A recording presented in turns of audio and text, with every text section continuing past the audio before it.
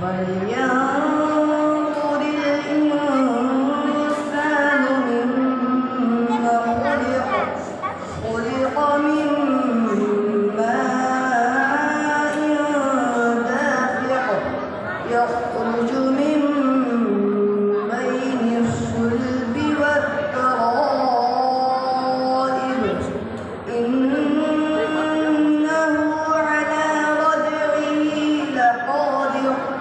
يوم تبلى السرائر فما له من قوة ولا ناصر والسماء